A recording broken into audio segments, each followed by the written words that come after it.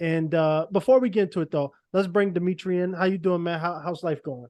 What's happening, brother? Everything's all good. Taking it day by day, staying balanced.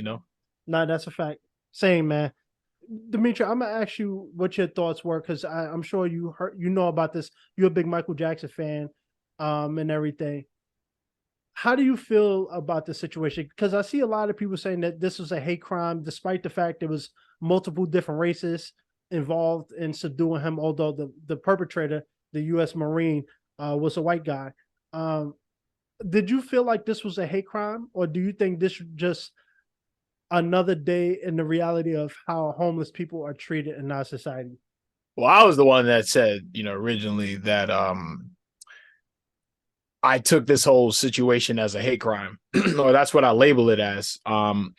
But first and foremost, I was at home, I think, and I was just scrolling through my phone, and I had just recently refollowed the Shade Room on Instagram after a couple of years because they were just posting things that like I just didn't like, so I just unfollowed them. But just to kind of stay up to date as far as what's happening in, like pop culture and, things like that in the news. I just figured they were a good platform to follow. And, among the many posts that they were posting throughout the day, this was one of them. And Jordan Neely, obviously I never met him personally, but I remember seeing him on World Star almost 10 years ago. I think over 10 years ago, there was a video of him on Times Square, doing, his Michael Jackson thing. And he was getting heckled by like two white guys who obviously were Michael Jackson haters or something. And I remember they were kind of teasing and bullying him to the point where he felt like he had to get physical with them. And mind you, I guess this is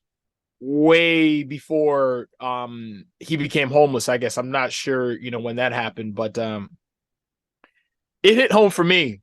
Not only him as a black man, but us being in a, similar age bracket, and us having that common interest in Michael Jackson. I myself, I could dance like Michael Jackson very well, and he was somebody, along that same, skill level. And me, I kind of look at it like that could have been me, in that situation. And I feel like a lot of times we disassociate ourselves from these situations because it's not us, but because that hit so close to home, I was like, yeah, that could have easily have been me if I was just, God forbid, ever in his situation.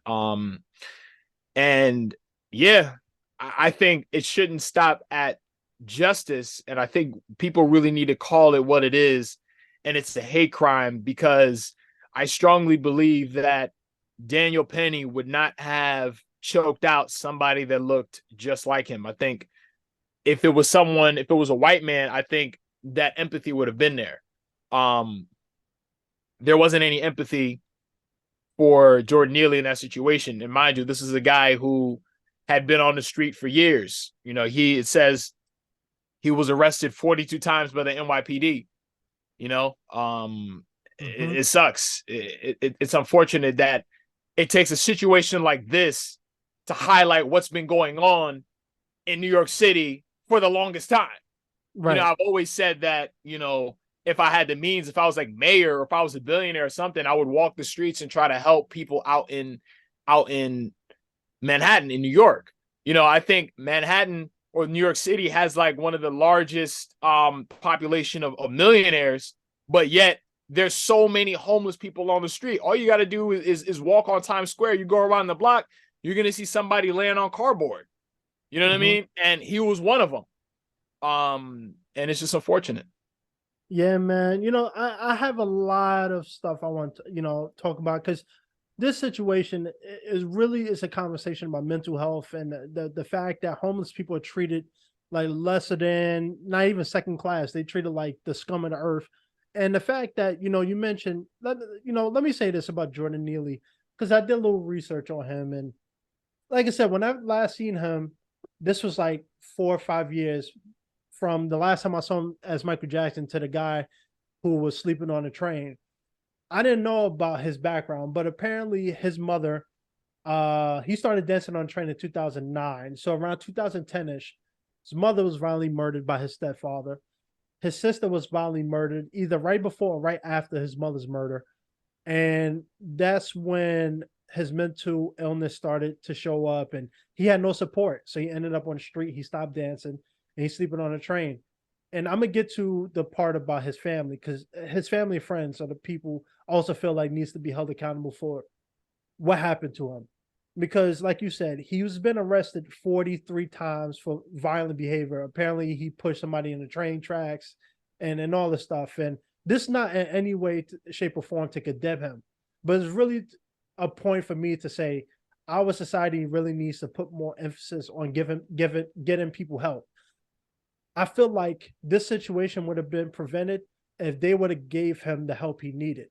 Like I said, he was a beloved guy in New York. The mayor even knew who he was. So why, I read a report that he was on the top 50 list of people who needed to be helped in New York City. And he never got any treatment for his mental illness. And many people didn't really care about him until this happened. So I'm gonna tell Yeah. you, let me say this. I think a lot of people who are quick to judge. Now, I'm not. I don't know if this was a racially motivated crime itself. Now, what happened after with the guy, the U.S. Marine? I don't know if it's because he was a white guy or because he was a veteran. But clearly, there was some. We don't really care that much. We'll leave it alone until the pushback started, and then they started actually pursuing charges. But I would say this, I worked at a soup kitchen. It's called the Warm House. My college owned this soup kitchen in Olean, New York, and I worked there for 4 years throughout my entire time there as a college student. And I worked with people who were struggling with addiction, living in halfway houses. Many of the people that was coming to eat and the guests that I grew fond of were low income, homeless, mental illness, all across the board. And there was one guy in particular, Randy. I'll never forget him because he was a great guy. He was a U.S. veteran of 20 years. And I didn't know about the fact that he was he was diagnosed with schizophrenia, but he was a great guy. And I remember the police, the first day I started, he was actually arrested by the police and brought in. I later found out he has schizophrenia. So with him, he was a great guy. He'd come in sometimes, he'd say, hello, can I help you with anything? Good. And then 5 minutes later, he just, be in the corner freaking out, threatening to hurt people, kill them. And the police knew him, but they never drew their guns on him. They never came in aggressive at him unless, he came at them with a knife or anything. But usually they just subdued him, put him on a hospital bed, put him in an ambulance, took him out, give him help. And then he'd come back. And if it ever happened again, they knew the procedure. And he's fortunate. That was a smaller community. The police knew him by name. People knew of him. So he was able to get some help. The problem with New York is a lot of these homeless people don't get help. I've seen the same homeless person on the corner where I'm staying at now for the last year, and he's been sitting in that same spot. And he's a great guy. I had a conversation with him. He makes paintings, and he told me his situation, but he has mental illness too, but he just gets no help at all. And so often people judge, the guy who subdued him and some of the other murders that happened with homeless people in New York. And let me say this too. I grew up in New York, born and raised. I've rode these trains my whole life. I've seen the most craziest things happen. I've seen people get their face slashed. I've seen gangs start fights in the middle of the subway ride. I've seen people get beat up. I've seen guns getting drawn. I've seen homeless people attack people. I've seen it all. So I think people who are quick to vilify, I'm not saying Jordan Neely deserved to die at all. I'm not saying that. But I think people are too quick to look at the veteran and say, oh, he's just a convicted, he's a murderer, lobby him. Like I said, you don't know in New York what happens on these trains. A lot of people don't take these trains. They don't know what's going on these trains, and they're looking at it from the outside in. I've seen it happen. Sometimes you have to act quick. Now, did he have to put him in a chokehold for 15 minutes? No. But at the same time, that's another conversation because I don't know, as a military vet, I know I have a lot of family in the military. A lot of them do suffer from PTSD. And a lot of them didn't even serve on the front lines. Some of them did, they worked in the mechanics. Some of them did, they gave out food and all that stuff. And occasionally they had to go out into the field and help. But a lot of my family has PTSD. Now they was able to get help and treatment, but a lot of veterans don't. They come home, they get sent back to where they came from, and with no therapy, no counseling, no nothing. So let me ask you, um, do you think our society treats mental health and homeless people with respect, or do you think it, this is the time that we actually are going to have a serious conversation on this stuff? We won't. I never thought that this country really takes mental health seriously. I don't. Mental health has always been a cliche, you know what I'm saying? Like just something that people talk about, but it's not anything that is ever really taken seriously, like let's say like a physical ailment. You know, you can't call out of work and say, I'm calling out of work because of mental health. They're gonna be like, what are you talking about? You better bring your ass into work. You know what I'm saying? Like that's how it is, and that's how it always been. Now, if you're a regular person and your mental health is not taken into account, then what can be said about homeless people when their own well-being and their basic needs are just bypassed and overlooked because they're homeless, which to me is no excuse in a so-called first world country. So no, I don't think Jordan, like this, the death of Jordan Neely is going to be the impetus of some sort of mental health change and change for the homeless. No, it's not. Because these things are part of society for a reason, which is why you can get arrested if you were just decide to hand out money or give food to the homeless people in public. Like you've heard of those things before, where somebody will just try to help homeless people, and then the cops will show up and tell them not to. It's all by design. So yeah, we're talking about this, but the problem is there are so many Jordan Neelys right now as we speak in Manhattan. He's not the only one. Right.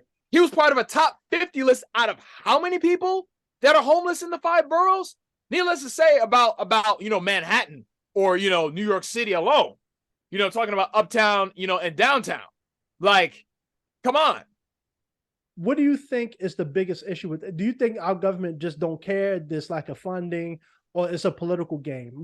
How do you feel about it? It's all by design, like I said a bit earlier. And I think really there should be a crackdown on, the homeless issue in this country, because believe it or not, these people are citizens too, American citizens. And I think there should be, resources which they are there, but more conspicuous, and, homeless people being pushed in the direction of those resources. Like I would say like a placement program, figure out ways to get these people jobs so that way they can do for themselves, steps that, that can get them back on their feet, versus it's like you're homeless and then you're just stuck.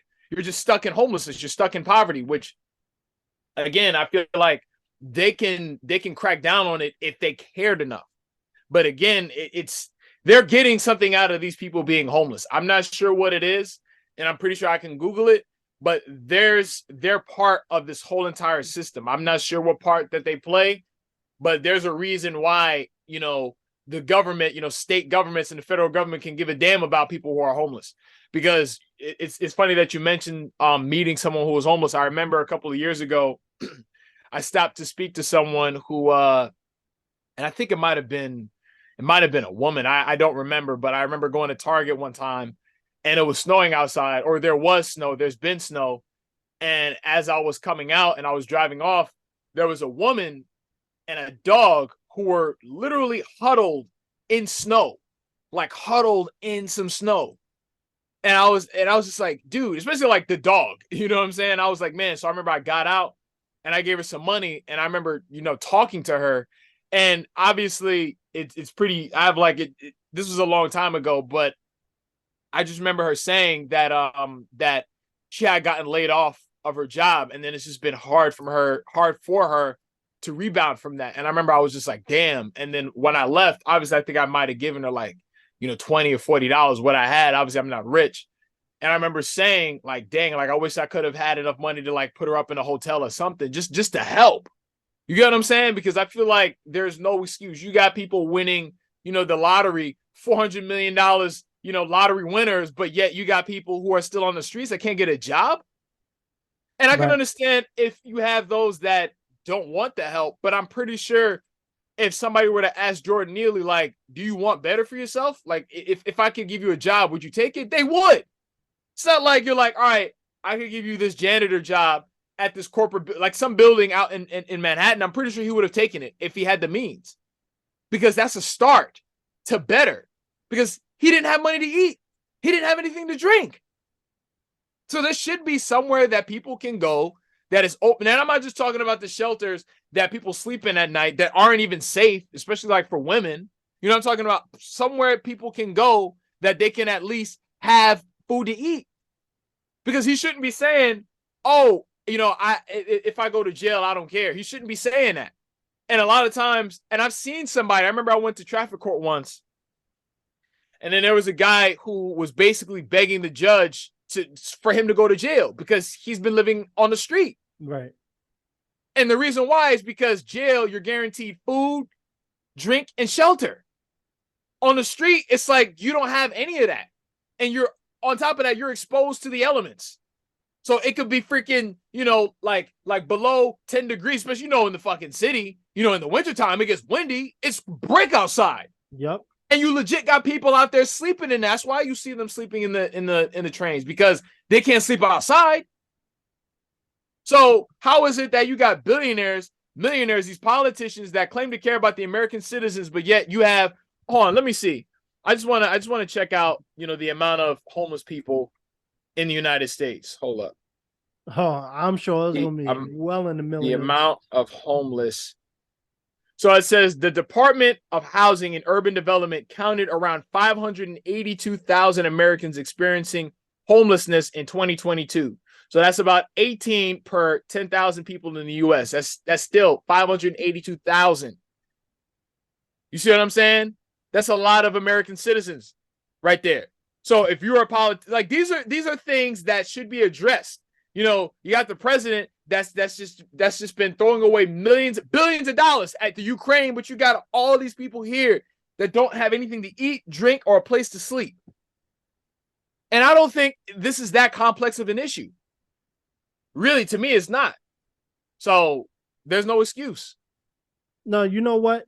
I'm doing a little research on Jordan Neely a little bit, and like I said, I'm speaking on behalf of all the people in his position. But apparently, his sister Caroline, she was told she did a piece.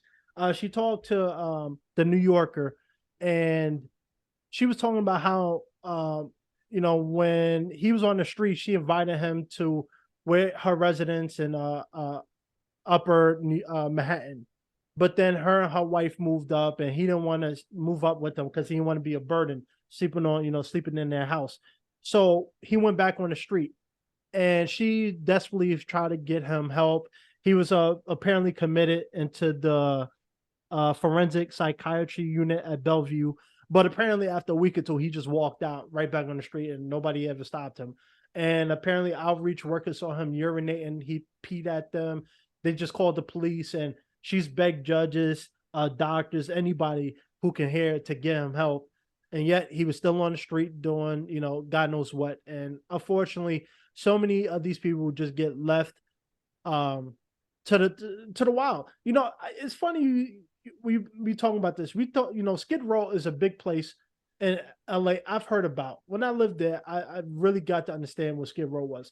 If you don't know what Skid Row is, you could just look it up. But Skid Row is a part of downtown LA where I live, not too far from. But basically, it's like its own separate country over there, and it's just basically homeless people who just have their own area to themselves. Multiple blocks, multiple avenues. They just dominate the whole area. They do drugs. There's syringes everywhere. The police don't go in there. Nobody goes there. It's just them. Wow. And the fact that there's a place called Skid Row, it's mind-boggling. Now, I understand that you can't pick up and put everybody in a hotel or a resident. I get that. But the fact that nobody's trying to help these people, like Skid Row, it's just gotten worse over the years, to the point where, when I was working at my overnight job at my gym, I used to encounter homeless people all the time. They would come from Skid Row, and they just wander around because I lived near 7-Eleven, a bunch of other convenience stores that were open 24/7. So I used to deal with these people all the time. I'd be at work 2 in the morning. They'd come in the gym. One guy pulled out a gun. One guy came in the gym. He took a fire extinguisher. He tried to hit me with it. He fired the whole thing into the gym. He had to close it down. And the Wow. police knew these people. Yet I saw them the next day. The police come, lock them up. They'd be on the street the next day. They come back again. And I'm just like, that's why for me, when I hear that Jordan, some people look at Jordan and they say, oh, he was arrested 43 times for violent crimes. He deserved to die. No, I don't think so. I He think needed help. he needed help. He wasn't himself. And No. many people don't treat mental illness like that. How many people, Because Twitch, they can't see it. right. I Mental mean, health, mental illnesses is something that you can't see. It's not like a sore, like an external injury, because it says he developed depression, schizophrenia, and PTSD. You know what I'm saying? In addition to him being homeless, and then just the mental effects that will have on your mind from being on the streets for years and years and years. And in fact, as of 2019, there was 92,091 homeless in 2019. So I'm assuming that number has increased in the last 3 years. And then in California, like you just mentioned, Skid Row, as of 2019, there's 151,278 homeless people as of 2019. So that means these numbers have increased. They're not going down, they're going up. So there's an issue, especially in New York and California. yeah. And you know what? I've seen downtown. I've only lived in LA for 3 years, right? But I've seen how they've built new buildings, new luxury. And it's crazy when you go near Skid Row, you'll see all these high rises, these new modern apartments and business buildings. And then you walk to Skid Row because Skid Row is right next to these buildings. And then you see all these homeless people. You're like, wait, they got a new apartment that's worth 10 grand per apartment, but yet they can't do nothing about all of these homeless camps. It's crazy. Because But they don't want to fix it. It's something. You ever seen the movie Divergent with what's the actress's name? Oh my god, I was literally just on the page. I know you're talking about. Yeah, I've Yeah, seen the it. movie with Shailene Woodley. Yeah, and they have like the 5 different factions, and then the people who are like homeless and poor, they're called the factionless, and then they're just like on the outskirts. So kind of like how you describe Skid Row, it's the same thing in that movie. Like they just have a section where like the deplorables of society are just there, just like wallowing in their squalor. You know what I'm saying? And it's the same thing in real life. It's because the people that can help them look down on them. That's why. That's exactly why. So they don't look at homeless people the way that they look at you and I. The New Yorker did a piece about the homelessness in New York after the Jordan Neely murder, and they talked about how there's more than 200,000 residents in the city, mostly homeless with severe mental illness. And many of them have schizophrenia, major depressive, bipolar disorders, or significant mental behavioral health diagnosis. And many of them sleep on the subway streets, wherever they can find shelter. I've seen this city. Like I said, I've been born and raised in New York all my life, and I've the homeless situation gotten slightly. When I say slightly, I mean very slightly better. But it's still a huge thing. When I go to Port Authority, I still see a lot of homeless people sleeping there. When I on the train, I still see a lot of homeless people. When I go on the street, I see a lot of homeless people. And you know what? I'm not advocating for people to go up and have conversations with them and give them your hard-earned money. I'm not saying that. But what I'm saying is, a lot of people, like I said, especially the higher ups, they don't care about these people. So many of these elected officials, every year they get these hundreds of thousands of dollars, if not millions of dollars in bonus money for their job and all this stuff. But none of this money is going to resources to help these people. Like I said, many people say Jordan deserved to die because he was violent. And I say, you know what? People like him, they need help. This could have all been prevented if he was able to get the treatment and help that he needed. And like you said, so many of these homeless people, they commit these crimes, these petty crimes, or just do things to get themselves in jail because they rather be in jail where, they're going to have a hot meal, a bed to sleep on, opposed to, sleeping on a train. And one of the biggest issues with this situation, unfortunately, now, a lot of people, don't understand how dangerous it is on the subway.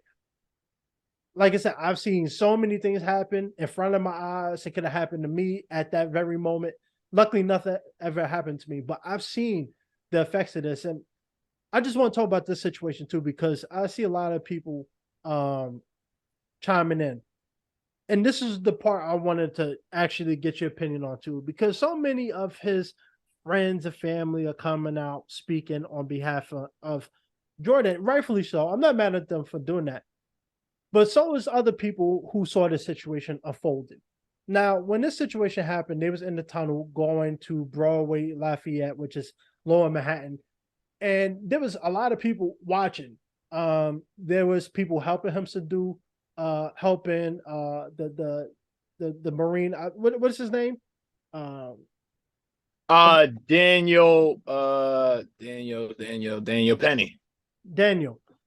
Many people helped Daniel subdue him. Many people had their phones out. This is a great phenomenon in New York where, like I said, I don't, unless it's a situation I feel I need to intervene, most New Yorkers don't pay attention or they don't get involved. But this situation, many people, when the press came to the situation and started interviewing, many people was talking about family or friends. Apparently had a couple friends in the area who saw this happen. And a lot of these people were saying, yeah, he didn't deserve to die. And, I was there, I recorded, but I didn't help. I didn't know what to do. And I get it. People freeze up in tense situations. I'm not saying they don't. But what mind boggles me is all these people who are, out here trying to put Daniel in jail are the same ones that didn't help. They didn't help. Hey man, get up off of him. Yeah, yo, let wait for the police. Nobody intervened. People just pull out their cell phones, waited till the camera started rolling. Oh, he was aggressive. He didn't need to do that. It's like me watching you get beat up, right? Hypothetically. But let's say I'm right there and someone starts beating up, and I pull out my phone and I start recording. And then when the police and the press get there, then I start talking about, oh man, I should have helped him. He didn't deserve that. But I was standing right there. And for 15 minutes, this guy had Jordan in the headlock. And a lot of people don't understand how dangerous me and you do, because we're big into combat sports and stuff. But many people don't know how dangerous a choke is. A lot of people think you can last in a choke for 2-3 minutes. You can't. It takes, if someone puts their arm around your neck and squeeze 10 seconds or less, you're going to be out cold. So for 15 minutes, he had him subdued.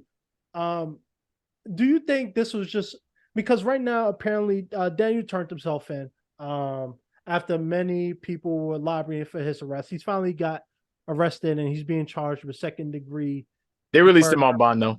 Yeah, he's released on bond, but he's looking at second-degree murder. Do you really think that he's going to get sentenced, or do you think he's going to just get probation? I'd like for him to get sentenced and I'd like for him to get charged. I just think for me personally, I'm just looking at it like Black people need legislation. And for people who listen to your podcast and the episodes that I've been on, and those who are familiar with what I tend to say on my YouTube channel, I'm really just big on legislation for Black people, because this will happen again in a few months if these sorts of things aren't in place. So yeah, we're talking about it, right? But what steps are being taken so it doesn't happen again? That's just my main thing, because he can go to jail, but what's protecting Black people and, Black homeless in these situations? I think if it happened to someone else, trust me, the response would be what it is now, but a lot more. And people would be erring on the side of legislative change versus justice, in my opinion. So yeah, I'd like for him to be charged. I'd like for him to see jail time and to get, the proper consequences and punishment, for what he did, which is murder. But I'm just big on political change or legislative change and action, that needs to be taken. Yeah, no, you're right. I think a lot of some of the, I will say, I don't think, Daniel. like I said, I think he was just released from the Marines, not right before this incident happened, not too long. So I don't know if it was PTSD involved, where he saw the violent, aggressive yelling and just jumped into action. I don't know. I do think there's some people who, because Jordan was black and he was white, are looking at it like, and he was homeless. It's not. It's not. We have much more important things to do. A lot of people in government power and police don't look at homeless people like that. They, I mentioned a situation where when I was at work, the guy who was trying to hit me with the fire extinguisher, and he shot the whole place up with the foam and all that stuff. So I remember one of the police officers, you didn't try to beat him up or anything. I was like, no, I didn't put my hands on him. And so many people was like, yo, you could have beat him up. And I was like, I could have, but for what? It was clear something was wrong with him. He had some type of mental illness. This wasn't a guy who looked like he just took a bunch of drugs and just went on a rant. He looked like something was wrong with him because he was mumbling to himself. He was talking about something that happened in his life 10 years ago. He was mumbling about. So something was wrong with this man. And I do think that many people, I think for right now, I want to see. I don't think a lot of people care about Jordan. I think they're just trying to virtue signaling, because at the same time, like I said, how many homeless people get beat up on the train all the time and people don't stand up for them? But yet, I'm not saying Jordan Neely deserved to die. I do think Daniel is going to serve some consequences, but something tells me, like I said, the homeless guy who got beat up on the subway, he got with the by the businessman, he got put in jail. Not the businessman, he went home. So I feel like Jordan, who was a black homeless man with mental illness, people, the prosecutors and stuff are going to say, you know what, he didn't know. He felt like his life was threatened, and the DA, if I'm not mistaken, uh, not the DA, but the prosecutor said that she said this in the interview. She said, to anybody saying, I've been on a train and I've been afraid before, and I can't tell you what I would have done in that situation. She says, I'm gonna tell you and ask you how you can help. Please don't attack, don't choke, don't kill, don't take anybody's life. Um, and I do agree that Daniel was maybe a little way more aggressive than he needs to be. But here's the thing. Like I said, I've been on that train. I've seen stuff happen. You don't know. I think for a lot of these people, the prosecutors and all that, I don't know if they take the train. I highly doubt it. But many people in these situations who are calling for Daniel's head. Now, I'm not saying he don't deserve consequences. I'm not saying that. But many of these people fail to realize how dangerous New York subway stations are. Like just the other day, Natalie was telling me she was coming home from work that someone got pushed in the subway in front of the 6 train. Wow. I mean, things. The subways is awful. During the pandemic, it went ruthless. Now it's even worse. And I know a lot of family members who drive now. Everybody got a car, even if they can't afford it, because they don't want to take the train. Because every day something's happening. This is like the 4th time this year she's told me about somebody getting pushed in front of the train. And then yesterday, apparently, she was waiting for the train, and some homeless dude sucker punched a cop in the face. It's ruthless. You're right. You're right. I mean, because even me personally, I don't I don't relish in making any sort of visits to the city whatsoever. And when I do, like the last time I was there for like leisure, my head was on a swivel the entire time. Like I was out on a date, and me and her, we went to different places, so we had to, walk, catch a couple of trains and do the same thing and stuff like that. And I was on alert the whole entire time. So yeah, I was relaxed with being with her, but at the same time, I'm like, yo, I'm in a city, I'm in an area where things can happen on the fly. So if we're sitting on a bench, waiting for the train to come up and ain't nobody around, and I see this person walking up, my assumption is he could potentially, pose a threat to me and my girl. So I'm always ready. You know what I'm saying? Like I'm waiting for it. Whatever it is, I'm ready, because I know, things like that, where you could just be standing waiting for the train, and then somebody will just go and push you up on the tracks and stuff like that. And that's a pretty steep fall. It's not like you get pushed on the tracks and you're falling like right to the ground. No, you're dropping like a couple of feet into the ground on some freaking metal on top of that. So you got to be careful. So I 100% agree with you when you're saying that, the city, particularly like, the subway, is a dangerous place. That's a fact. Yeah, And like I said, this is in no way advocating for people to go out, act like Batman and start attacking people. I'm not saying that Jordan did not deserve to die. Our systems failed him and many other homeless people that has been killed. Um, you know, you know, and even people who killed at the hands of homeless people. This is a crisis that really needs to be addressed. And I think so many people are quick to say this is a. I'm not. I get why some people are saying this is racially motivated, right? Um, maybe it was. It could be, right? But this is also a problem where, like I said, you're in the middle, you're in the tunnel. These train cars and the new ones are on certain lines, the real busy lines, but the new cars aren't out yet. So a lot of these train cars are locked. You can't get out until you get to the station and open the doors. So you're in the train car, mind your business, and some dude ripping his clothes off, yelling, "I don't care if I die, I'll go to jail," and all this stuff, erratic, and he's homeless. You don't know this man. Um, you don't know what to do. And I think people are quick to say, "Oh, he didn't need to do that." But again, Well, here's the thing, and I partially agree with you to an extent. I talked to Adrian about this, the day that it happened, or I think maybe the day after, and I was saying that you're going to try to take steps to prevent a situation from getting violent, and especially if you're somebody in the city, that things can get crazy. I mean, shit, you don't even have to live in the city to know how dangerous it is, because every time you go on World Star, you just see, these sorts of things happen all the time on the trip. People get knocked out, people fighting, people yelling, doing this, doing this, doing that, right? Because mhm, even me, it's like if I was on the subway and let's say he was there and that was when he decided, to do that, and let's say my girl is there or something like that, of course, I'm going to be concerned for her safety, but I'm going to be on alert just in case things go left. But would I put him on a chokehold for that long? No. If you are somebody that's trained in combat, you should know those sorts of things. That's what I'm saying. So I feel like the intention most likely was to kill him because, like you said earlier, after, about 15, 20 seconds, you're going to start to really lose consciousness depending on how tight, the chokehold grip is. So I can't say he didn't mean to do it when, if you're trained, then after a certain amount of time, you're going to have to let loose of your grip because this person can suffocate and or die. right. No, no, and you're right, and that's why I say he deserves some type of repercussions for his actions. Because 15 minutes is a long time, but then again, like I said, the police it took the police a long time to show up. Of So, course. like I said, you stuck on the train, they're not opening the doors because even when they pulled up to the train, the station, they didn't open the doors for a little bit. So you let this man go.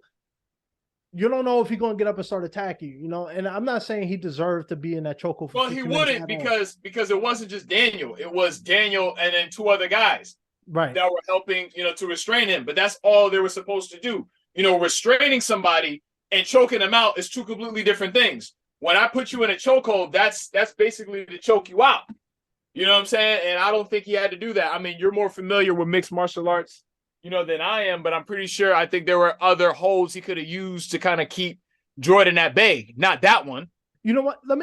You made a good point. Let me touch on this because, Chael Sonnen, who's widely respected MMA community, he did this actually happened recently because a lot of people, John Jones went viral a couple years ago.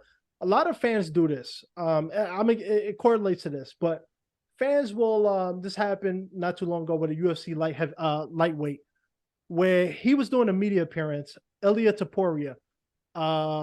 And one of his fans was egging him to choke him. He just wanted to see what it felt like to be choked to death. Not He's choked an to death, idiot. but to be choked. And John Jones, a lot of fighters have done videos where people record because these fans will just, hey man, I need to see what it feels like. Put me in a chokehold, I guess, because they want video for their friends and stuff. And then they do it, and luckily, a lot of these fighters know, all right, I'm gonna do it for a couple seconds. They know techniques to wake them up, to bring them to consciousness, so they don't do it to try to kill them. But it goes to the point where, like I say, he just came out the Marines, so I'm gonna wait for a little bit because I might agree with you on the fact that he did it intentionally, But when I watched the video, first of all, it was hard to watch. I wouldn't watch it again. But what I did see was after a while, he did get up and they tried to, wake him up. And it's not like they ran and fled the scene. They actually stayed for the police. And, so maybe it was intentional. He thought because, he was a Marine, he could get away with it. I don't know what his full intentions were. But based off what I saw, it looked like people were just trying to restrain him because he was a homeless man acting crazy. The police took forever. And then, they Yeah, tried but to, if I'm like, let's say one of the other guys that's trying to, keep his arms or something like that, I'm gonna just say, hey, can he still breathe? Because I know right. a chokehold. I train boxing, but I still have common sense to know, all right, let's make sure he can still breathe so he doesn't die. Because to me, when I saw the video and I only watched it, once or twice, it reminded me of George Floyd, on some Eric Garner type shit. Like, you choke somebody up until a certain point, they're going to die if you don't let go. So if the goal is this can get potentially dangerous for me, the other, passengers on the train, we're going to restrain him. But if I'm the guy that's standing up, I'm not the one that's choking him, I'm going to say, bro, can he still breathe? All right, let go. Like, you can still hold his arms or something like that, but don't hold him on his neck anymore. Let's make sure he can breathe so he can calm down. That's, what I'm saying? You got to regulate. If you're going to regulate the situation, regulate it. Because as we know with combat sports and certain techniques, you don't play around with that stuff. no. So like let's say these fans that are asking John Jones, oh, choke me. I want to know what it's like. Dude, it's not a joke. Like, get one of your friends to do it. I'm not going to do it. You can't play. You don't play combat sports. You don't hear them saying, oh, let's play UFC. Let's play MMA. No, they're fighting. It's, you know what I'm saying? It's a matter of life or death. When you use these sorts of techniques a certain way, it can be, very harmful and or fatal. So in that situation, these guys, if you're going to assume that responsibility to restrain him, then be responsible about it. Don't assume responsibility and be irresponsible, because that's what I mean. Right. And that's why I can't help but feel like there was some sort of malicious intent. Because if you're trained, I don't know if they train people in Marines to in certain, martial arts or combat where you could chokehold somebody. But let's say if he was trained, then he knew better. He should have known better, which he did. And he chose not to, because this was a black guy acting out. And he just took it upon himself to choke him out and kill him. That's what I'm saying. So all three of it, because even me, the two guys that were standing there, they were involved. I don't know if these guys are just as, like if their names were thrown into the pot, but you kept him from moving his arms, because when Jordan Neely was trying to move his arms, I'm pretty sure he was trying to get to his neck to relieve himself of the chokehold. And these guys were keeping his hands restrained. To me, these guys are accomplices to murder, in my opinion. So if you're gonna get Daniel Penny and hold him accountable, hold those two guys accountable too, because they kept Jordan from protecting himself. That's what I'm saying, because he couldn't breathe, and I'm pretty sure he couldn't even say and articulate that he couldn't breathe because he couldn't talk. So there's no really room for me to kind of make an excuse for this guy. And I'm not saying you are, but I'm just saying in general, if you're gonna be that guy, then be responsible about the shit. It's like when they say with great power comes great responsibility. So it's like if you're trained, to box, if you're trained in Muay Thai, karate, kung fu, and capoeira, and all these different martial arts styles, then with that comes a responsibility to use it responsibly. Which this guy, if he's trained, he didn't do that. No, you're 100% right, man. And you know what? That's another big point I was going to make. That's why I tied John Jones and fighters and fans who ask to be choked down, put in these types of holes, because a lot of, before I got into UFC and martial arts, I didn't know how dangerous a lot of these holes were. I remember my first time actually getting choked out. I was play fighting with someone way younger than me, and this person was half my size. And they put me in a chokehold. I was laughing and giggling, and all of a sudden I passed out, and I woke up and and then I learned martial arts, and I started to understand, like, it really don't take that much effort to choke somebody out. And a lot of people don't realize that. That's why people ask fighters and ask their favorite, professional fighters to put them in these dangerous situations because They're they don't idiots. know. You That's know what I'm like saying? honestly, that's the dumbest thing I've heard all day. That's like you walk up to Deontay Wilder. I just want to know what it feels like. You punch me in the face, like, yo, what? Who says that? You know what, bro? It happens all the like. I remember Francis Ngannou. I don't know if you've heard of him, but he's like Yeah, I known know as him. the hardest puncher in recorded history. And fans have asked him, "Yo, punch me in the body, punch me in the Morons. face." I don't know why people do it, but I think it's because people don't really understand the full. People like, for instance, when we talked about the, I don't want to get too much off it, but when we was talking about Gervonta Davis and Ryan Garcia, many people was laughing at Ryan Garcia. Oh, he gave up. He couldn't take that shot. But people don't realize a lever shot hurts. You punch They don't somebody in do that it, spot. so they don't know. They don't know. Exactly. These people are not trained in any sort of hand-to-hand combat, so they just think that things are a joke, and it's not. So that's what I'm saying. Like that's why I wouldn't spar somebody with no mouthpieces or headgear because I know it wouldn't take all that much force to knock somebody's tooth out a certain way. It wouldn't take that much force to bust somebody's lip. It wouldn't take that much force, to knock somebody out if I punch them in the face or I No, you punch them in the right area. So the same could be said for a chokehold. It's not going to take all that much to suffocate somebody to death with a certain amount of force and a certain amount of time. And Daniel Penny, I'm just saying, I feel like he knew exactly what he was doing. Because if I'm going to be that guy on the train, if I really feel like, all right, this guy is getting way out of hand, I have to, restrain him because if we don't do anything, he's going to start, like being like a social terrorist and all of that. Fine, but I have to do it in a way that I don't kill somebody. That's the right, thing, because my goal is not to kill him. My goal is to get him to calm down. That's the right. goal. And then, when police comes, maybe this time, they can get him the help that he needs. You see what I'm Right. saying? Like, because the goal is to help him. That's the thing. It's like, if I'm doing that and he's saying, yo, I don't have anything to eat, I don't have anything to drink, I don't have anywhere to sleep, and he's saying all of this shit, and he's saying he wants to go to jail and he's not afraid of dying. If I'm the one in that train to step up, that means my goal is to help this man. So, and that's the thing. It's like, if I'm doing that, I be telling them, it's like, if I'm on the floor and I'm grabbing, I'm like, yo, I'm trying to help you. I'm literally, I would tell them, yo, I'm trying to help you. I'm trying to help you. That's the goal. You don't need to do this. This is why I'm doing this. Not, I'm just choking him out. And then I'm not even mindful of what I'm doing to the point where he died. Come on, man. Like I said, Daniel Penny was the wrong guy to do that shit. He No, was you're the right. wrong guy. No, you 100% right. And the only reason why I'm not, like I said, I do think he deserves some consequences, but the only reason I'm not going too full on him because, like I said, he just came back from the Marines. I don't know if he has PTSD, mental illness. I don't know. We don't know. We only know that he was a guy who served for our country, and he killed a homeless black man, a beloved black man, I should say. But you know what? Until more details come out, I'm for now. I'm saying that I think the people behind the scenes rooted for him. They didn't care that Jordan Neely died because obviously the cops didn't care. They didn't arrest him. They didn't even bother to question him. They just let him go, right? And that goes to show that how much homeless people are treated in our society. The fact that they just let him go. And he's I'm not. black. No, I'm saying He's and he's black. homeless. Yeah, And on top of that, he's black to boot in this situation. right. Okay. So, and they were like, well, shit, you did the job for us because we would have did the same thing if we showed up. So they were like, Exactly. oh, well, we'll see you later if we have some more questions. And because of the outrage is when they brought him back. But let's say if nobody said anything, they wouldn't have done anything. No, right. And you know what? I'm glad people are standing up. I just hope people are standing up for the right reasons. Like when the camera stopped rolling, I hope people still advocate because this is a major thing I've always talked about from Black Lives Matter to all this stuff.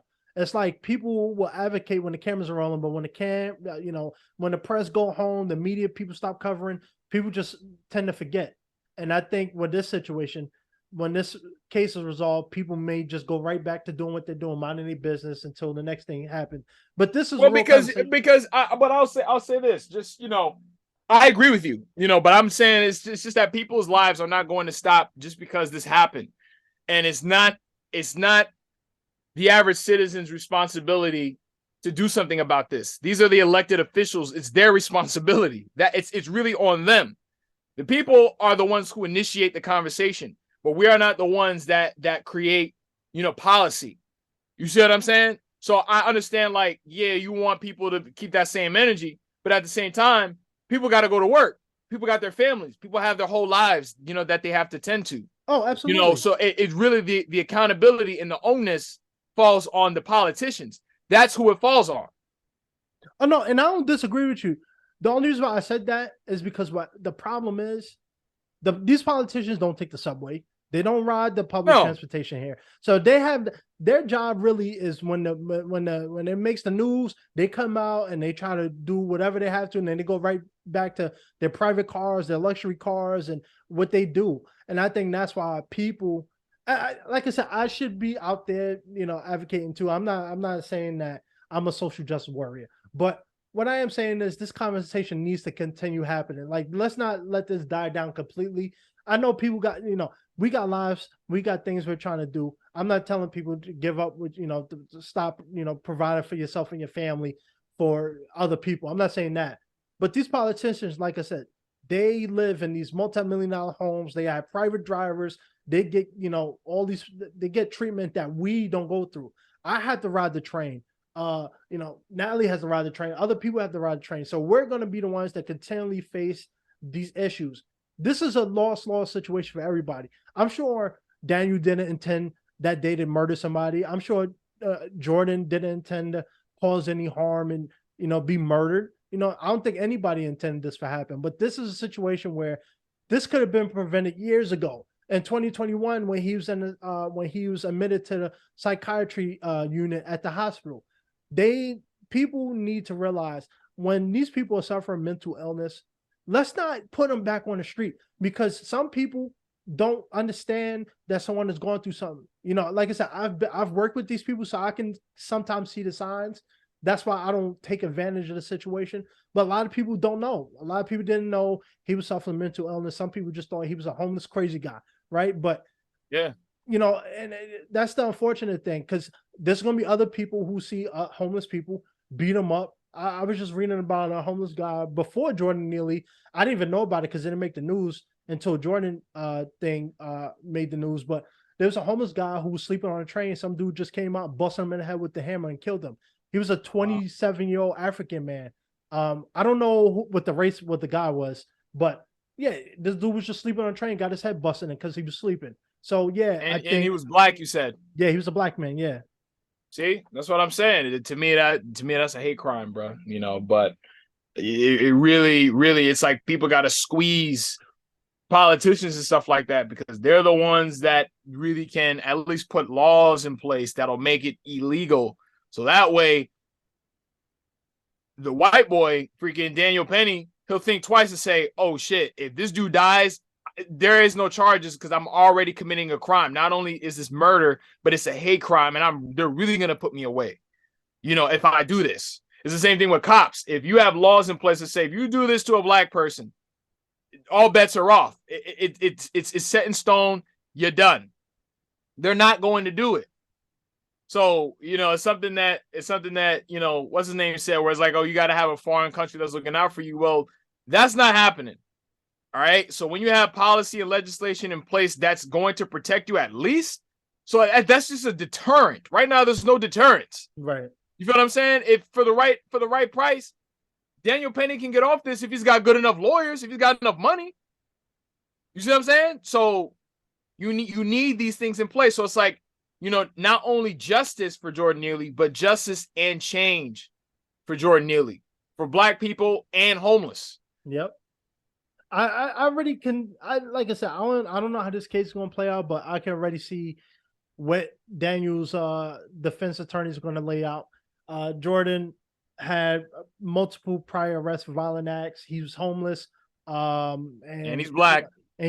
And that was a situation where it was life or death for him. So I could already see probation, maybe a year. I don't think he's going to get the full. And he used to be a Marine. So oh yeah. So I mean, I'm not, like I said, how many cops are still getting away with killing black people? I mean, it's crazy that it's just one of these things. Like you said, there's no deterrent. People are saying that, he was playing Batman and vigilante, but How many cops are doing the same thing and getting away scot-free? Now you're talking about a guy who just came from serving the country, and we're talking about a homeless black man. Like I said, homeless people get treated like dirt all the time, but yet, when push come to shove, when they need help, they get looked down on. So, you know, you know, I hope that our country, first of all, New York especially, because right now the homeless situation is crazy here. This needs to really be addressed. This is an unfortunate situation for Jordan, his family, because like I said, his sister was advocating for help for many years for him to no avail. So it really goes to show that our system is just not suitable right now to help people struggling with mental health. This is really a conversation. They have the means, they just don't do anything. If you don't mind, I just want to read Daniel Penny's statement because I kind of glossed over it the other day. Yeah. They released a statement last week, and this is the law firm of Reiser and Kenneth represents Daniel Penny, a 24-year-old college student and Marine veteran. See how they put that in there? Earlier this week, Daniel Penny was involved in a tragic incident on the New York City subway, which ended in the death of Jordan Neely. We would first like to express on behalf of Daniel Penny our condolences to those close to Mr. Neely. That's some BS. Mr. Neely had a See, notice how they put this shit in the goddamn statement. Like it says, Mr. Neely had a documented history of violent and erratic behavior. The apparent result of ongoing and untreated mental illness. Like, why are they even putting that in there? What, you know what I'm saying? Like, why did they feel the need to say how bad or how violent and erratic Jordan Neely was? You see what I'm saying? They're just deflecting from the fact that he murdered this man. And it says, when Mr. Neely began aggressively threatening Daniel Penny and the other passengers, Daniel, with the help of others, acted to protect themselves until help arrived. See, this lawyer, whatever it is, this statement doesn't read well, in my opinion. Like, I think I could have done a better job than that, creating a freaking statement or a press release, for the media to get. And it says Daniel never intended to harm Mr. Neely and could not have foreseen his untimely death. See, that is bullshit. And I debunked that earlier. So there's no way you could have, you didn't see that coming. If you put this man in a chokehold, if I choke you and I don't let you go, how can I say I didn't see you dying if I chose not to let you go? No, you're right. BS. It says, for too long, those suffering from mental illness have been treated with indifference. Well, you treated him with a chokehold. You were better off just ignoring the man. That's the case. And it says, we hope that out of this awful tragedy will come a new commitment by our elected officials to address the mental health crisis on our streets and subways. Well, first of all, the homeless issue, that's on the streets and subways. So that's the only thing that they said that was right, which is the last sentence. Will come a new commitment by our elected officials to address the mental health crisis on our streets and subways. That was fine. Everything else was complete BS. Everything else was complete BS. You know what, man? Like, you know what? This is it's hard. It's, in one hand, it's like, I do agree with you 100%. But then, like I said, I remember in high school, I seen this homeless man, he snatched somebody's food out and then slashed this dude in the face. So, it's one of those things where you damn it, people always complain. It's not damned if you do, damned if you don't. Because, again, like I said earlier, if you're going to be that guy, just don't kill anyone. No, you're right. If Jordan Neely was coming up on this man with a knife or some shit, or something like that, try to stab somebody, he pulled out a gun, maybe that's a different story because, he was under the threat of real danger. Jordan Neely was not armed. So if I'm trained in hand-to-hand combat where not only I could restrain you, but I could put you down with my fists, then there's really no reason to kill you because I know how to deal with you other ways.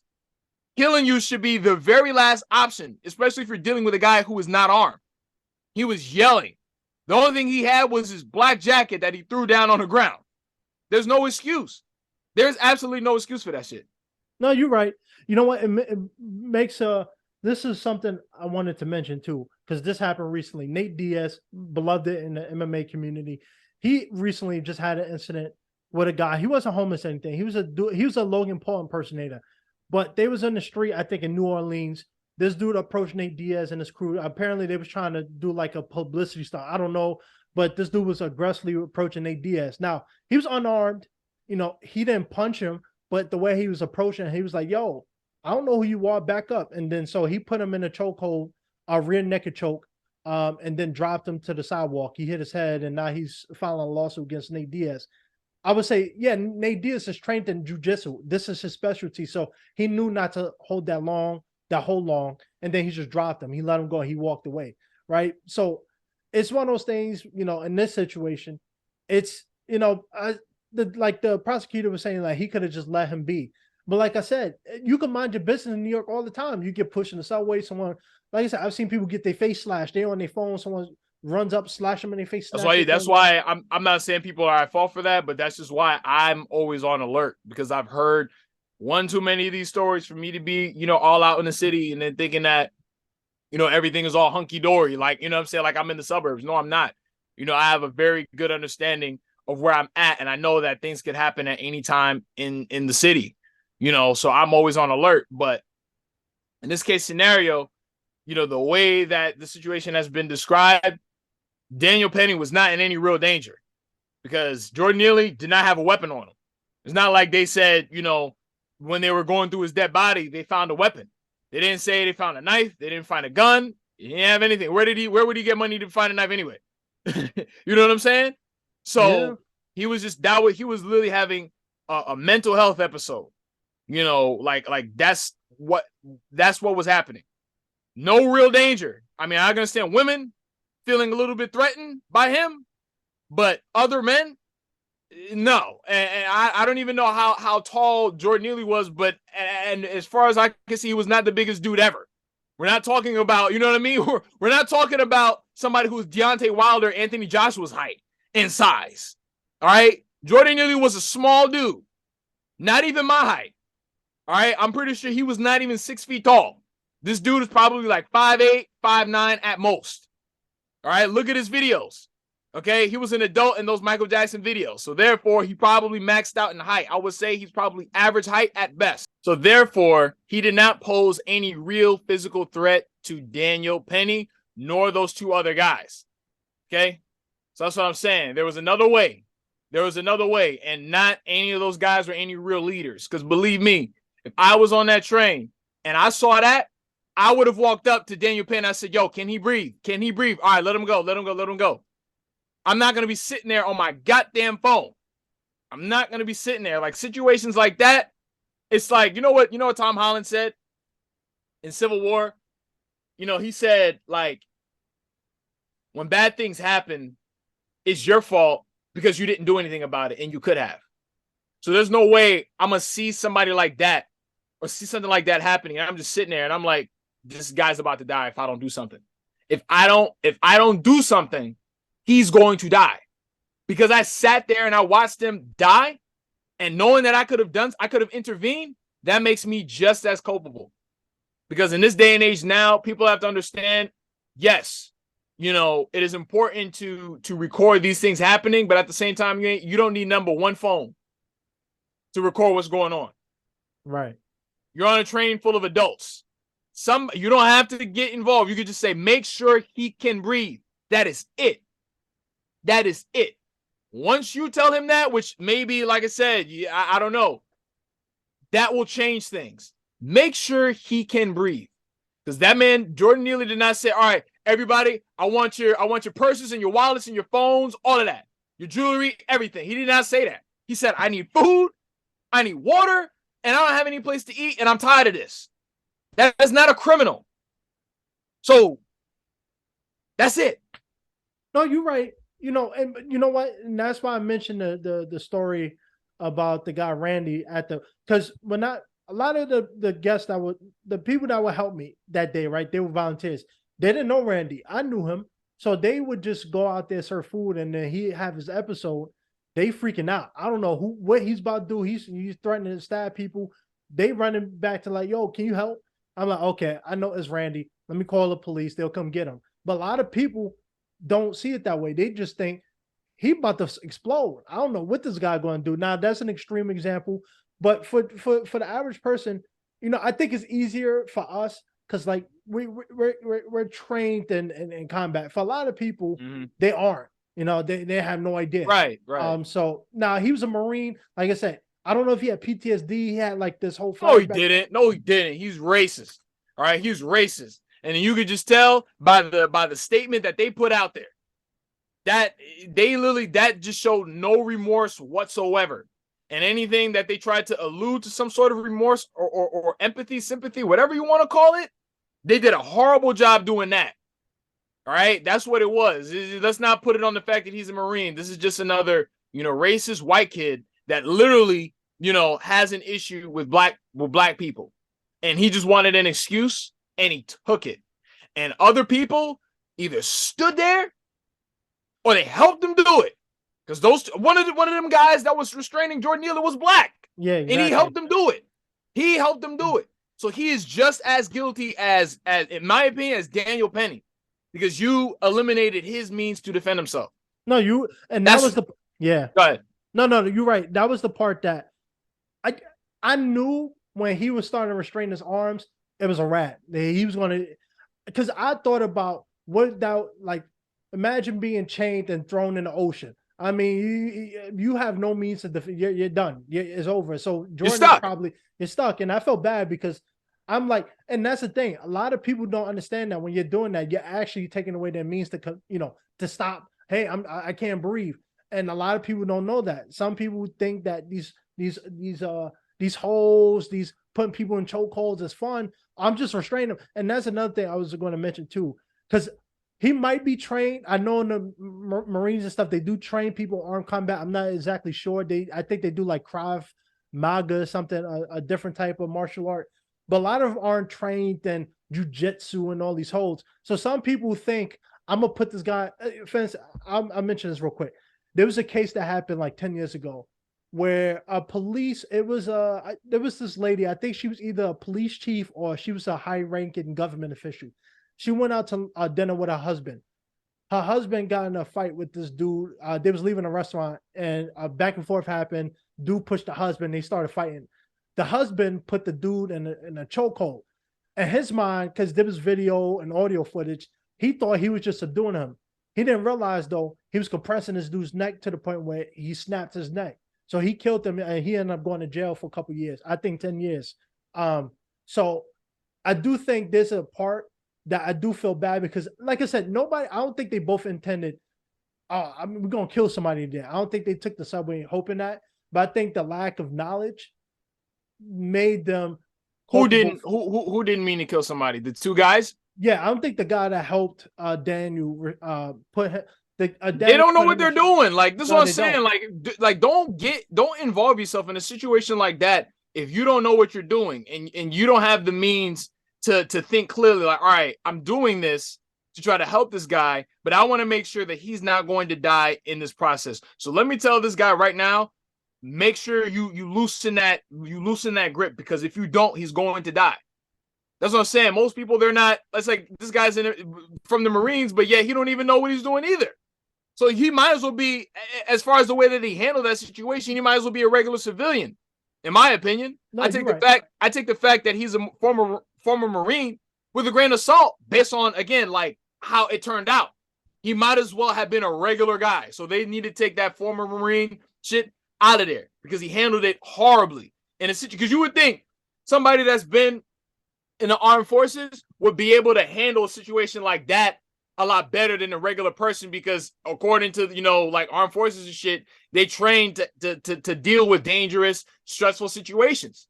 And then this dude just did it. It's like he dealt with this guy with extreme prejudice. See what I'm saying? Like, yo, if you're gonna be a hero, be the goddamn hero. Don't be the villain.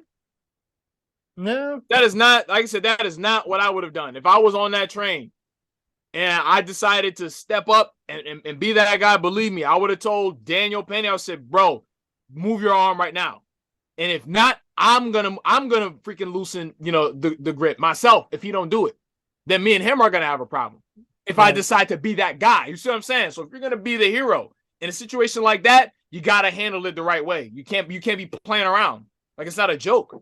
It's like somebody, like, because to me, he died. Ain't no coming back from that shit. Ain't no coming back from that. It's like, once he's dead, he's dead. And Daniel Penny killed him. And he doesn't care.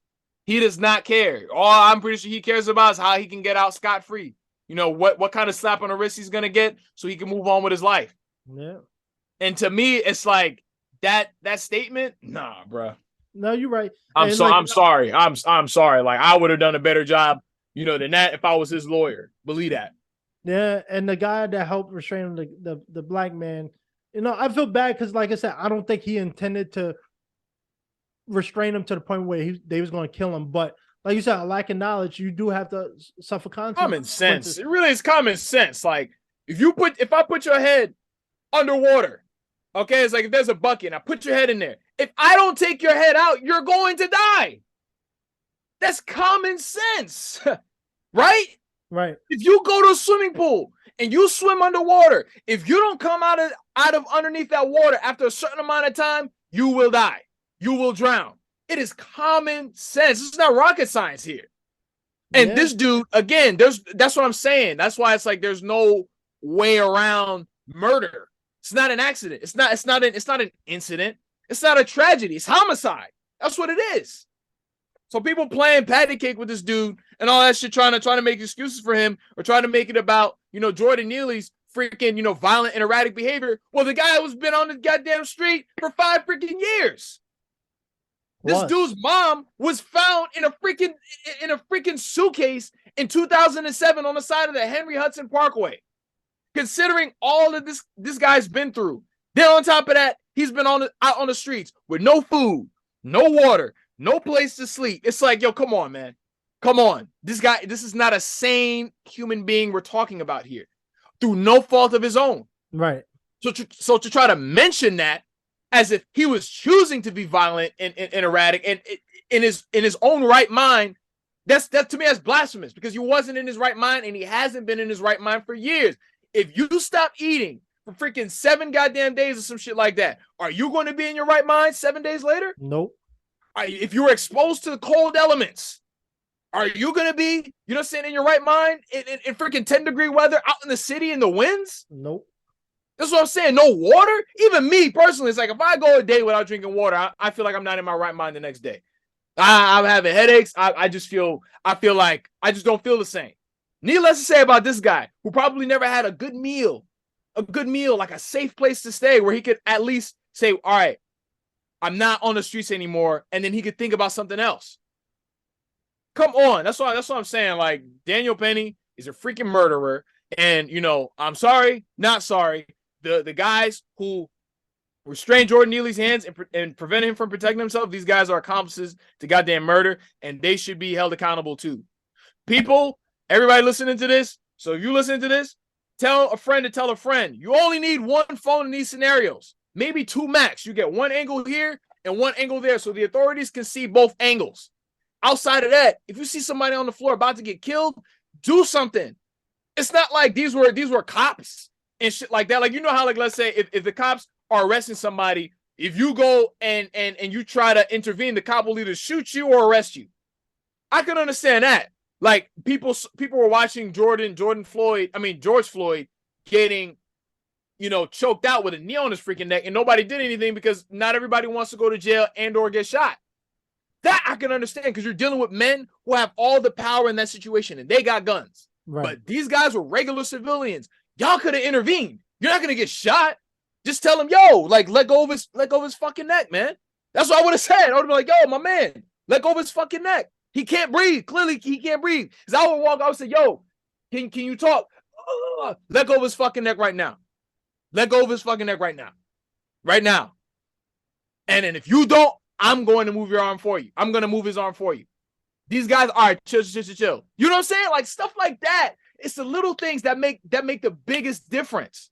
It's the little things. Literally, watch Civil War. He says, yo, if you see bad things happening and you don't do anything, you're just as responsible. You're just as responsible. That's like in Spider-Man 2, when Tobey Maguire, he was when he lost his powers and stuff, and then he was all happy and stuff, living his life with the Raindrop song in the background. And then at the very end of that sequence, he saw a kid getting robbed in an alley and like he was getting mugged. And then he saw it. He didn't do anything. He turned his back and he kept walking. He walked away. He's just as responsible at that point. I would not want to be there. Like, because honestly, if I was in that subway train, part of me would feel like I had something to do with it. If I felt like my intervention could have saved him and eventually got the help that he needed the next day or some shit like that, or in a better situation, at least off the streets, something, I would literally feel responsible. If I was on that train and all of that was happening in front of me, and I just sat there on the side with my AirPods and I didn't do anything, and then I went home and then I found out that he died, I would have been like, yo, like, I have to live with that now. The fact that I know I could have done something and I just didn't do it. How many people were on that subway train? Enough. Yeah. Enough. I'm speaking facts. So, that's my thoughts on that, man. Let me just wrap this up real quick. Let me just mention one point that you mentioned, that you would intervene. And that's the hard part, because like I said, I've seen these situations unfold. I remember one specific example. These two guys were fighting on a train. I was in high school and this dude was getting beat up. I didn't know they both were in a gang at the time. I just thought they were just two kids. That's different. Yeah, that's a different scenario. No, yeah, if two guys are going at it and they're fighting or some shit like that, like I'm talking about, it's a man-to-man stand-up fight. That ain't got nothing to do with me. No, right? No. That ain't got nothing to do with me. But this situation is different. No, it is different. But you know what? I've seen situations unfold where people help in the subway. I've tried to help. I've seen other people help. Now, luckily, I've never been put in a situation where the people turned on me, but I've seen people intervene and then get beat up themselves. So that's why a lot of people in New York, there's a motto that we have. It's called, I don't see nothing, I don't know nothing, I mind my business, because so many times people do try to help and they end up getting attacked. Not in that situation, though. Not in the Jordan Neely situation. There's literally no way that somebody just walking up to Daniel and saying, he can't breathe, can you please move your arm so he can breathe? You know what I'm saying? Like, what the heck? Oh, so he gonna get up and beat them up for saying that? No. The two guys that are restraining his arms are gonna beat them. Try to what? No. It's like all right. Like, let's say, you remember the video where it was the really tall guy and you had all the girls that were Red Ball jacket and all of that, and then he turned around and then smacked her. A situation like that applies to the I don't see nothing, I'm not saying nothing, it ain't none of my business. Something like that, because it's really between him and them. You see what I'm saying? No one really is any real threat of dying in that type of situation. But Jordan Neely, you don't got to fight nobody. Just move your arm so he can breathe. He can't breathe. You're restraining him. You're not killing him. It's a difference. No, there's no room for error at that point, in my opinion. No, you're 100% right. But when you condition a society, for instance, like New York society, when you condition to tell people mind your business, people tend to do that, and that's why I've seen little kids get hurt. I've seen other people, women get beat up and stuff, and people don't intervene, not because they want to see people get beat up, but it's just, I don't know what this person's going to do to me. And it's just a condition for a lot of. That's what separates. See, that this is the thing. That's why, like, MCU, if superheroes are real and all of that, that's what separates the superheroes from the regular people. That's what separates the wolves from the sheep. Literally, because that's like sheep shit. Really, if you think about it, it's like, all right, well, you're conditioned not to do anything, so you won't do it. Right. I'm not the end result of social conditioning to the point where if I see somebody that looks just like me about to die wrongfully, I'm not gonna just sit there, because social conditioning of New York City dictates that I do nothing, or the most that I'll do is record him dying instead of me just saying, hey, brother, my man, move your arm because he can't breathe. I see he can't breathe. That's the same thing. It's like Eric Garner said the same thing. George Floyd said the same thing. And I'm pretty sure Jordan Neely tried to, because you could see him. You could see facial signals like, yo, I can't breathe. No one heard him because this dude's grip on him was that tight. And it's like, I would know if I choke you. I know what I'm doing. Like, I could tell, you know what I'm saying? Like, I've choked, I've had somebody in the headlock before. You could, you know what I'm saying? Like, you have control in that situation. I could just, because there's a difference between me holding you there and me choking you there. And I literally, you can't see me because I'm off camera, but I'm literally like, going through that motion with my arm. So I know what it is. You have all the control in that situation when you Mr. UFC, when you successfully get somebody in that type of hold, you can control what type of hold is going to be. I could hold you there and I could choke your ass. It's two completely different things. So if I'm holding you to the point where I'm choking you, it's because I meant to do that. The intention was to choke you. That's the intention. If I'm just holding you there, then I'm doing it right now. I could hold you and I'm just holding you there. But I'm choking you, it's because I meant to do that shit. Yeah, but you know what, and because you know that other hold is like you have them. It's like I don't know. You probably tell me what it is, but it's like if I have you. So if I have both my arms, behind your shoulders, and then I rotate my hands, the palms of my hands to the back of your head, and I'm holding you, and I'm pushing your head down. You get what I'm saying? That type of hold. You know what I'm talking about? I know. All right. So imagine this: you're standing up straight, and I hook both of my arms over your shoulders. So that means your arms are now extended, out laterally, like outside, horizontally, because the position of my arms is forcing your arms to be like that. You see what I'm saying? Or they're dangling, and then my hands are just behind your head. You get what I'm saying? That type. I don't know what the name of that hold is, but you should know what I'm talking about. Oh yeah, I know. Okay, I know what you're talking about. Yeah, yeah. It's you know what, but that's because you know what, I've studied it and I've learned it. Like my agent does jujitsu, so he taught me. He's actually trained with some UFC fighters, so he's taught me. And besides what I know from watching UFC, but he's taught me some things. I know other guys who practice jujitsu and that type of submission, manipulation of body joints. So they understand that. But for the average person, a lot of people don't realize you could put somebody in chokehold and put little pressure and not crush the trachea, but you can put them out cold. You don't even have to squeeze that hard. If you squeeze somebody hard, you can knock them out in less than 5 seconds easily. But a lot of people don't know that. So some people think, oh, I'm gonna just do a guy, put him in a chokehold and just hold it. But you don't realize that you're actually putting pressure. Anytime you flex your bicep, you're putting pressure. A lot of people aren't aware of these type of things. Now, it's hard to teach everybody about jiu-jitsu because not everybody is going to be in a position to care or learn. But I do think this is a learning education for many people to learn.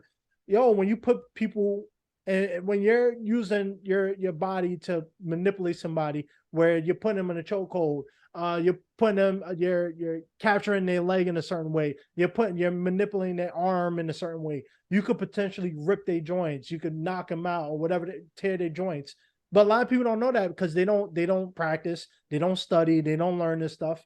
So for me, yeah, in that situation when I watched that video, I would have had the sense to say, "Yo, let him go." But for the average person who don't follow UFC, don't know about it, they just thinking, "Oh, he'll be fine. The police is on their way." Because I'm sure damn dumb. That's why it's dumb. Yeah, dumb. But, Mad dumb. It's a rough situation. Listen, I don't think anybody that day, Jordan intended to die. They intended to. Well, Daniels was intended to be facing. I don't know how much prison time, second degree charges, but I'm sure that's 10 plus years. It's a rough thing, and I think. See, and let me mention something real quick before we wrap this up.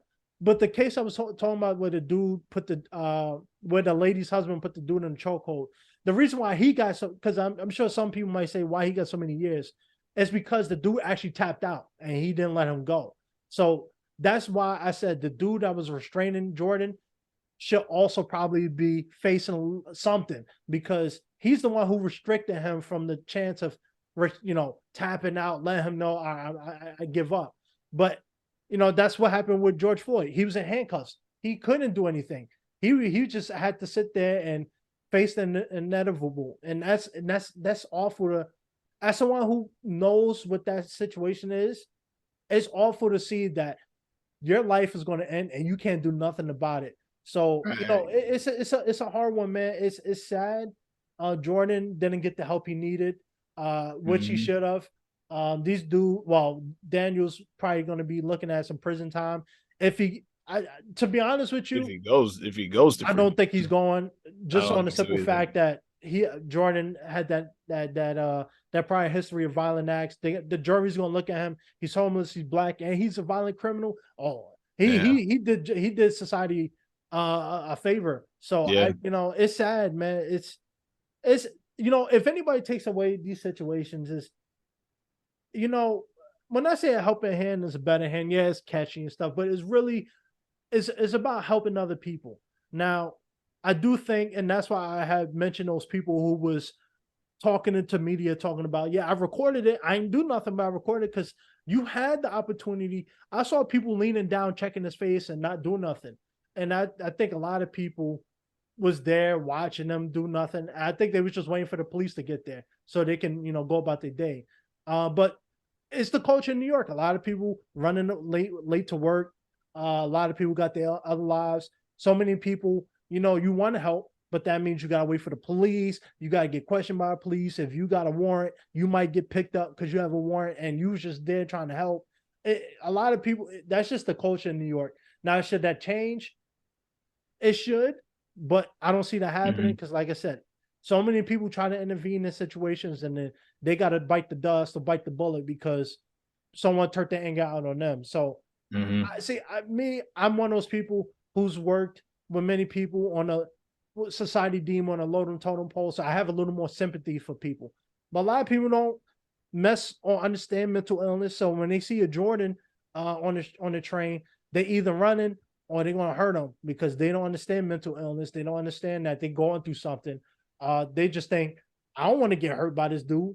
It's like, if a dude approaches you a little angry, yeah, he may not have a weapon, but you don't know this man. You just think, I got to defend myself before he do anything to me. So it's a sad situation. I guess we'll see what's going to happen with Daniel in this situation. But this is really a wake up call to New York and any other legislator. Let's start putting these, people suffering mental illness and the homeless. Let's start giving them help. Let's not just leave these people to rot on a train on the street, and then we have vigilantes taking matters in their own hands and potentially ending lives just because our Hmm. systems are letting these people. Like I said, Jordan was already getting help 2 years ago, and they just let him walk out the facility. So, I mean, people aren't, giving these people the actual treatment that they need. So, like I always say, a helping hand's a better hand. Thank you, Dimitri, for coming on. Yes, Um, sir. this podcast is going to be available on all 30 platforms. Check it out. I hope you guys enjoy this. And just like I always say, a helping hand is a better hand. Take care, stay blessed, stay safe, mask up, and let's get the hell out of here, shall we?